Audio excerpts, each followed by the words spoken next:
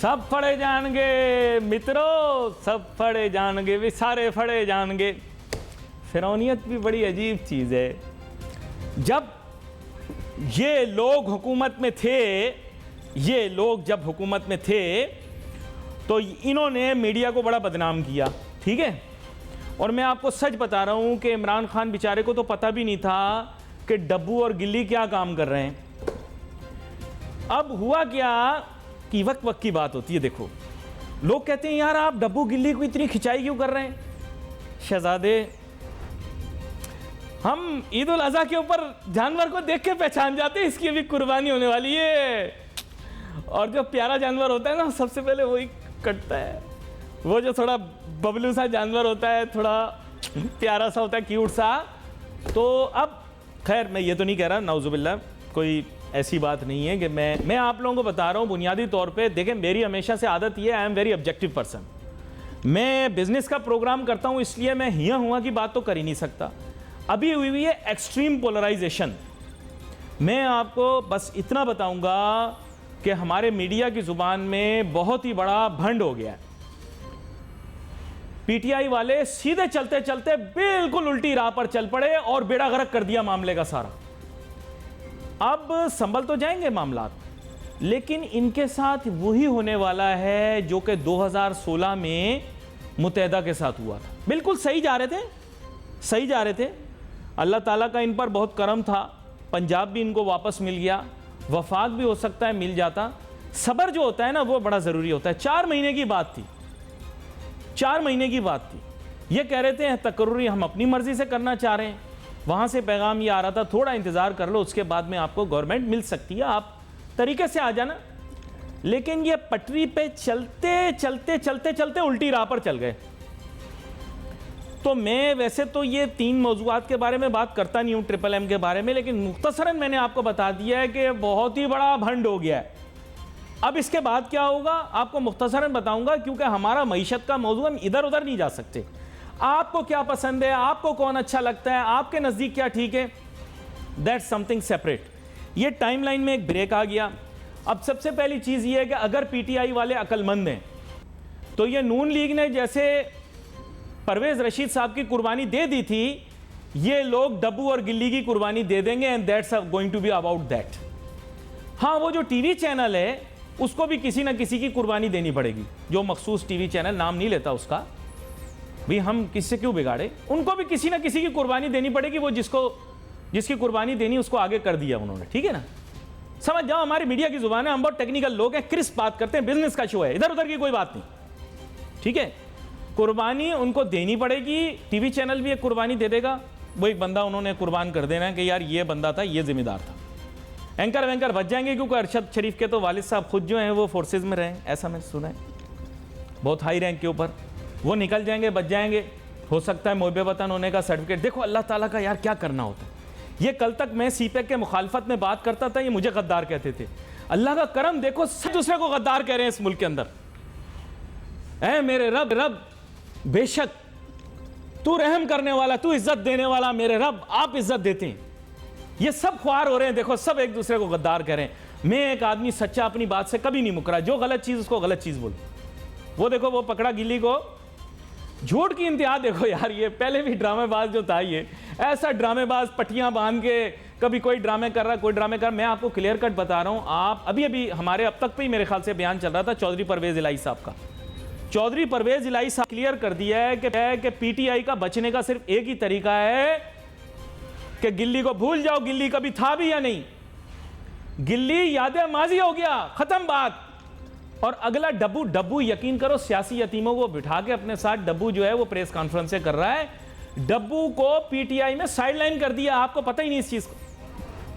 اگر بات میں غلط کہہ رہا ہوں تو آپ پتہ کر لو، قانونی معاملات کے لیے ڈبو نے اپنے بھائی کو بھی لگایا ہوا تھا، ڈبو اور ڈبو کا بھائی دونوں ہی سائیڈ لائن ہے ویسے تو، لیکن ڈبو کو انہوں نے سائیڈ پہ کر دیا۔ اب یہ کام دے دیا ہے بابر اعوان صاحب کو، بولا بابر اعوان صاحب قانونی معاملات دیکھیں گے، اور فاروق حبیب کو لگایا میڈیا دیکھنے کے لیے، ساتھ میں جو ہے کچھ لوگ اور لگا دیے، جس میں ملکہ بخاری صاحبہ بھی ہیں اور بھی لوگ ہیں، لیکن ان کو سائڈ لائن کر دیا. ان کی پریس کانفرنس سے دیکھ لیں نا آپ, سیاسی یتیموں کو لے کے بیٹھ رہے ہیں. اگلے دن بھی جب ہم گئے تھے تو انہوں نے ہمایوں اختر خان صاحب کو پکڑا, یار کدھر جا رہے ہیں؟ انہوں نے کہا میں ریسٹورینٹ میں کھانا, آ جا میرے ساتھ آ جا, پریس کانفرنس میں بیٹھ جاتے. ڈبو کو بندہ نہیں مل رہا. آج پریس کانفرنس ہوئی, آپ دیکھیں اسد عمر صاحب نے کی, کہاں تھا ڈبو؟ تھا ہی نہیں کہیں.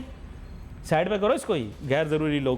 ان لوگوں نے میڈیا کو بدنام کیا اور یقین کریں خان صاحب کو بہت نقصان پہنچایا. اب آپ میرے سے لکھوا لو کہ پی ٹی آئی ان دو لوگوں کو قطع تعلق کر دے گی, ورنہ بہت مشکل حالات ہو جائیں گے. یہ وہی ہو جائے گا جیسے 2016 میں وہ جو ایک تقریر ہوئی تھی جو بڑی اونچی ہوئی تھی, ریاست کے خلاف ہوئی تھی. اس کے بعد پھر کراچی کی سیاست بدل گئی تھی, کراچی کے لیڈران بدل گئے تھے اور کراچی کی سیٹ کی جو تھی وہ ڈسٹریبیوشن بدل گئی تھی. آپ سمجھ لیں کہ اگر پی ٹی آئی نے اب اس باریک رسی پر چلتے ہوئے جا رہے ہیں, دونوں کو ڈسون کرنا پڑے گا اور معیشت کے اوپر اس کے اثرات ضرور مرتب ہوں گے جو آپ آگے دیکھیے گا. آپ آ جاؤ یار, موضوع پہ آ جاؤ, چھوڑو ان کو کیوں دکھا رہے ہو یار, غیر ضروری لوگ ہیں یہ یار, یاد ماضی ہیں یہ. فرعونیت ایک عالم میں ہوتی ہے, عہدہ چھن جائے تو کوئی کسی کو نہیں پوچھتا. یہ وہی لوگ تھے جو میں بھی بھائی یہ بول رہا ہے مجھے پنجابی کا پتہ ہے, اور بیوہ کے لیے کتنی گندا لفظ اس نے استعمال کیا. یار ہم بھی پنجاب میں رہتے ہیں, میں نے آج تک وہ جو گندا لفظ انہوں نے استعمال کیا تھا کہ جو عورت جس کا خاوند مر جائے اس کو یہ کہتے ہیں. میں پنجاب میں رہتا رہا ہوں, میں پنجابی بولتا ہوں, فر بولتا ہوں پنجابی. میں آپ کو بتا رہا ہوں کہ آج تک یہ گندا لفظ سوائے گندے علاقے میں اور گندے لوگوں کی زبان کے علاوہ میں نے کہیں نہیں سنا. لیکن یہ کہتا تھا, اس نے ایک فاضل مائنورٹیز کے ایم این اے کو برا بھلا کہا ٹی وی کے اوپر, ان کے لیے گندے الفاظ استعمال کیے. ہم ان کے دفاع کے لیے باہر نکل آئے. میں نے آپ کو کلیئر کٹ بتا دیا. To cut the long story short, P T I نے اگر اپنے سیاسی مستقبل کو بچانا ہے, ابھی بہت مشکل ہوا ہے, تو ان دو لوگوں کے اوپر بلیم ڈال کے ان کو سائڈ پہ کرنا پڑے گا. اور ساتھ ہی ساتھ جو ہے وہ جیسے میں نے آپ کو بتایا کہ میڈیا کو بھی بڑے مشکل وقت سے اب گزرنا پڑے گا. بڑی تھن لائن ہے جس کے اوپر سٹیپ کرنا ہے. تو بھائی میں اپنے میڈیا کے ساتھیوں سے کہنا چاہتا ہوں کہ پولرائزیشن چھوڑو, اداروں کا احترام کرو. شروع سے ایک ہی بات کر رہا ہوں, اداروں کا احترام کر کے چلو. سیاست اپنی جگہ ہے, ریاست اپنی جگہ ہے, ریاست اور سیاست دونوں کو ساتھ لے کر چلو. ڈاکٹر سلمان شاہ صاحب کے ساتھ بات کر رہے ہیں, بین الاقوامی سطح کے معیشت دان بھی ہیں, اس کے ساتھ ساتھ پاکستان کے سابق وفاقی وزیر خزانہ بھی رہے ہیں, پنجاب کے سی ایم کے سابق مشیر بھی رہے ہیں, اور بہت عام عہدوں کے اوپر فائز رہے ہیں. ویلکم کرتا ہوں sir back to the show after the break. اور آپ سے یہ جاننا چاہتا ہوں, بریک پہ جانے سے پہلے بڑی اہم بات میری اور آپ کی ہو رہی تھی. میں نے نقطہ آپ کے سامنے رکھا کہ بین الاقوامی سطح پر حالات تبدیل ہوئے. ہم نے اور برانچ ایکسٹینڈ کی ہے ویسٹ کی طرف. ہم نے کہا ہے کہ آؤ بھائی دوستی کر لیں, لیکن obviously the modalities of that relationship will change because now مطلب جسے آپ کہہ سکتے ہیں the benefit for us will be lesser and the things that they will demand will be much more. I think last year انہی دنوں کے اندر اگر یہ اگریمنٹ ہم ریچ کرتے ویسٹ کے ساتھ, اولیو برانچ بڑھاتے, بہت بڑا کرٹیکل ایرر آف ججمنٹ ہوا جب فال آف کابل ہوا اور پاکستان نے سچویشن سے فائدہ اٹھانے کے بجائے اڑے اوئے چھوڑیں گے نہیں, او یہ کر دیں گے وہ کر دیں گے, اس چیز میں تھوڑا وقت ضائع ہو گیا. کیا کہتے ہیں آپ؟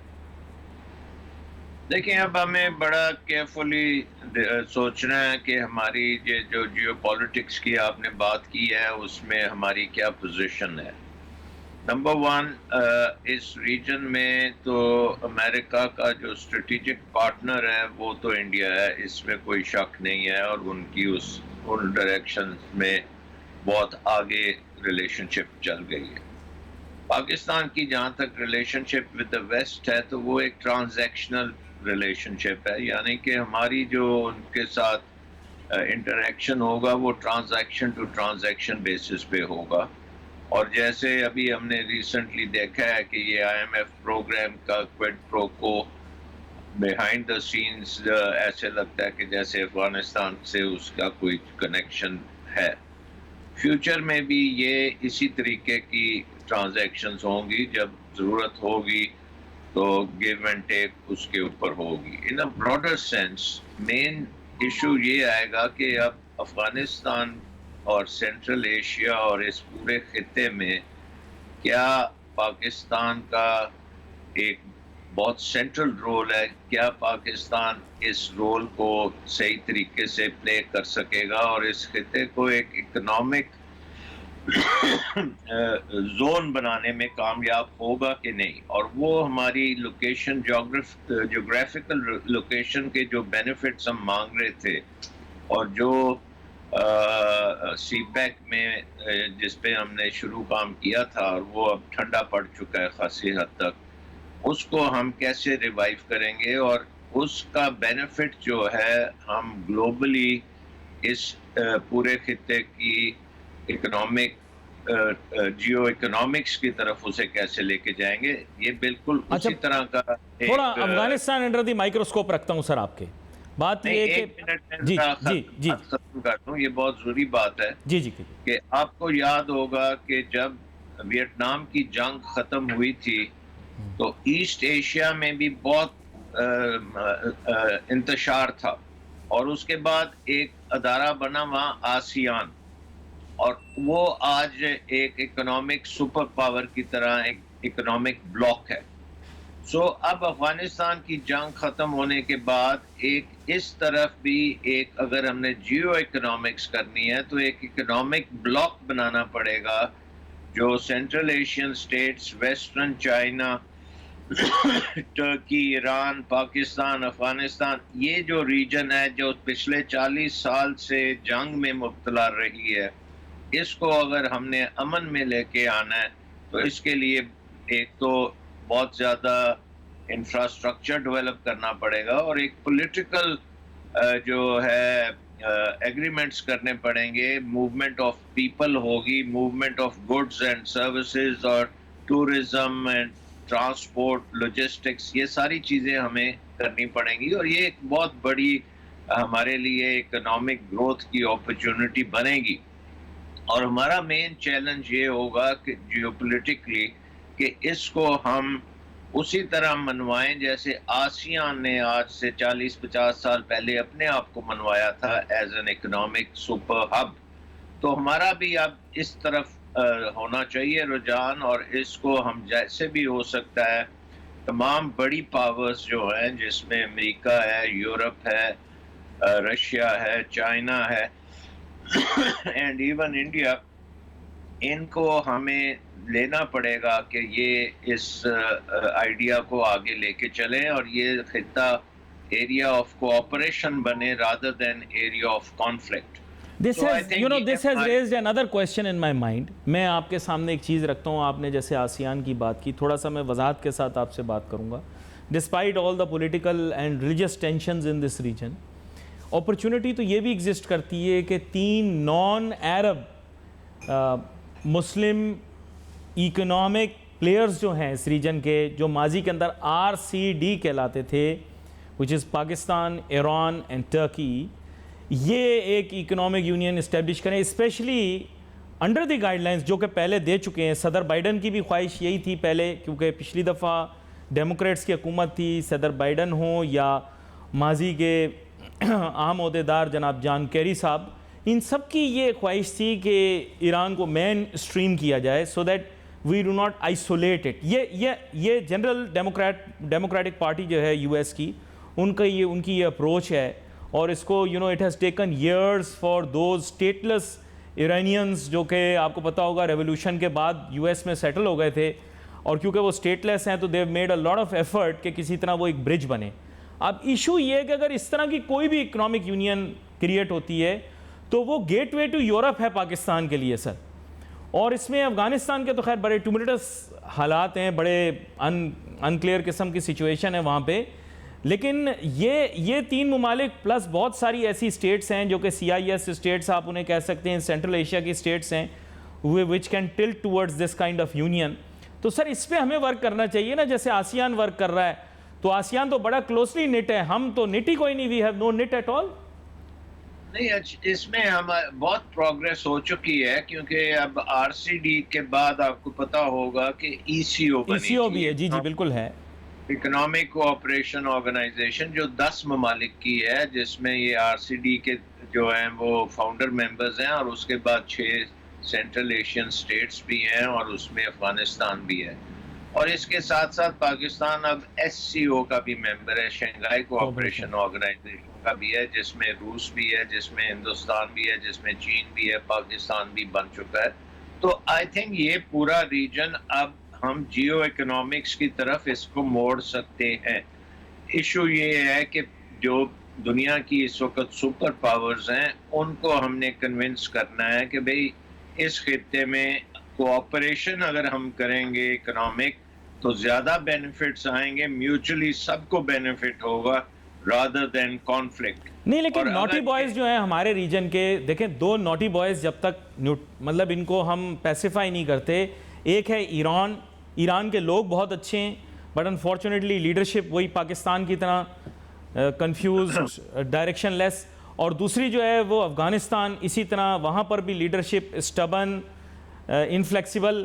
ایشو ان دو نوٹی بوائز کا ہے, ہمارا بھی ہو گیا تھا لیکن یہ کہ we are coming out of that. وہ تو خیر ہمارے ساتھ جو کچھ ہوا ہے اکنامکلی اس کے بعد ہم بندے کے پتر بن گئے ہیں تھوڑے, لیکن ایشو یہاں پہ آ رہا ہے سر, یہ ایک بیریئر ہے. پاکستان کیسے اس کو کراس کرے؟ ہم تو کوئی اکنامک یونین نہیں بنا سکتے. وی کین مطلب کہتے ہیں نا کہ we can't choose our relatives and unfortunately یہ دو ریلیٹیوز ہمارے پڑوس میں آ کے رہنا شروع ہو گئے ان آر ہاؤس ہولڈ. اب ہم کیا کریں ان کا؟ جی دیکھیں اس میں ایک تو یہ ہے کہ اس وقت ایران کے جو اٹامک ایگریمنٹ ہے اس کی ریوائیول خاصی نزدیک ہے, اور وہ میرا خیال ہے کہ اگلے چند ماہ میں جو ان کا نیوکلیئر ایشو ہے وہ اس کے اوپر تو ایگریمنٹ ہو جائے گی, اور پھر ایران کی واپسی into the international economic order بھی ہونی شروع ہو جائے گی. دیکھیں ہمیں اب کولڈ وار کی جو ذہنیت ہے اس سے نکلنا پڑے گا, اور کولڈ وار کی ذہنیت جیسے آپ نے بات کی کہ نان عرب, عرب, یہ چیزیں جو ہے نا اب ہمیں اکنامک کرنی پڑیں گی. اگر اس خطے میں مڈل ایسٹ بھی اسی خطے کا حصہ ہے, ہمارے یہ جو ویسٹ عربین سی ہے اس کے ارد گرد جتنے ممالک ہیں یہاں پہ اکنامک کوآپریشن سے فائدہ ہی فائدہ ہے, نقصان نہیں ہے. سو ہم نے کوئی اب یہ عہد کرنا ہے کہ اس خطے میں ہم نے جنگ نہیں کرنی, ہم نے اکنامکس کرنی ہے.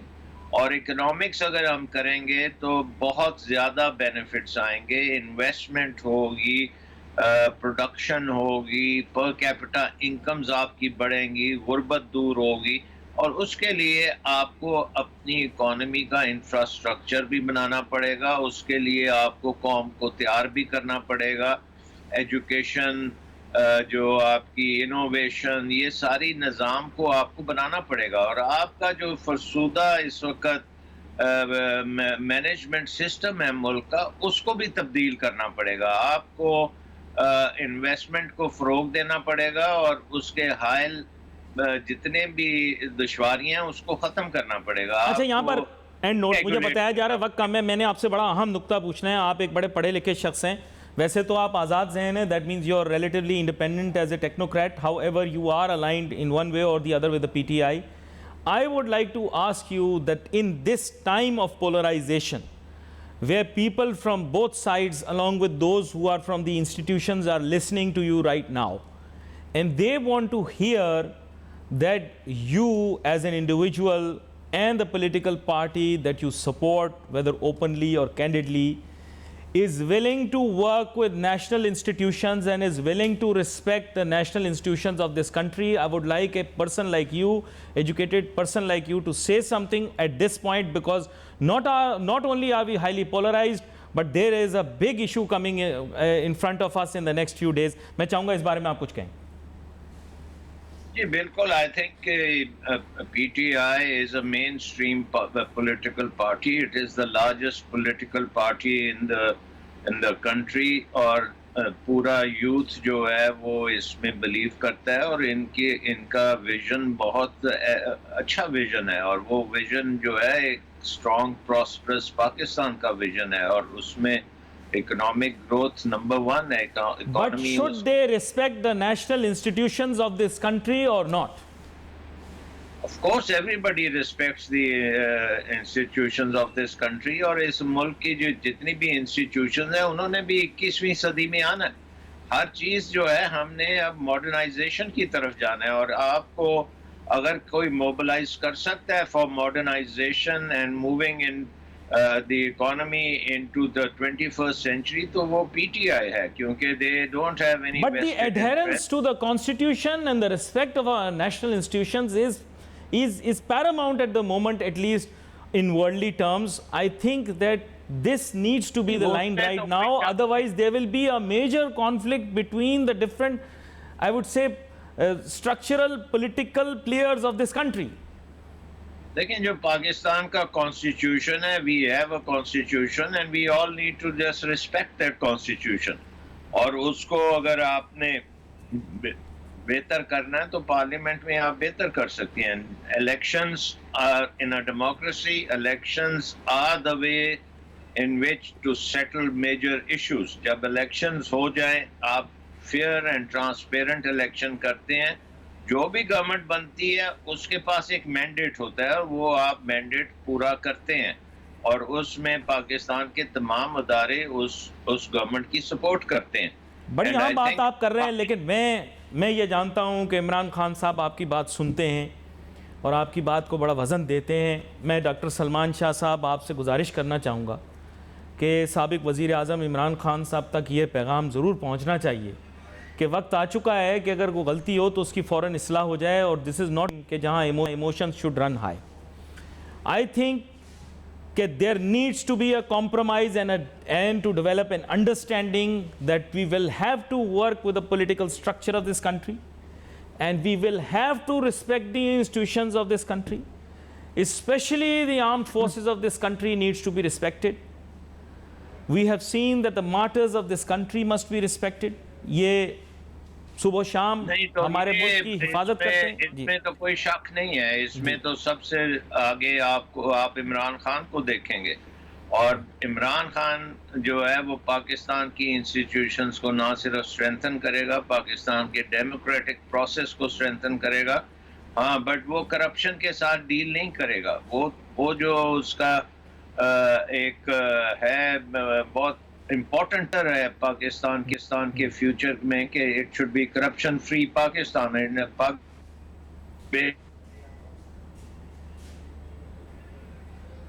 بڑی اہم بات آپ کر رہے ہیں ڈاکٹر سلمان شاہ صاحب, لیکن I don't have any more time, اور میں بھی اس چیز کو اپریشیٹ کرتا ہوں کہ آپ نے کہا ہے کہ انسٹیٹیوشن ہونی چاہیے, ریسپیکٹ ہونا چاہیے. میں دوبارہ سے تمام لوگوں کو, اس ملک کے تمام سیاسی پارٹیوں کو یہ کہنا چاہوں گا کہ اداروں کا احترام آپ ضرور کریں, سیاست آپ ضرور کریں, لیکن اداروں کا احترام ضروری ہے, اور اگر آپ یہ نہیں کریں گے تو پھر ناقابل اصلاح سچویشن ہو جائے گی اور معاملات کہیں اور چلے جائیں گے. We wait for your messages on Facebook. Ali Nasir ہماری ٹیم کو اجازت دیجیے. اللہ حافظ.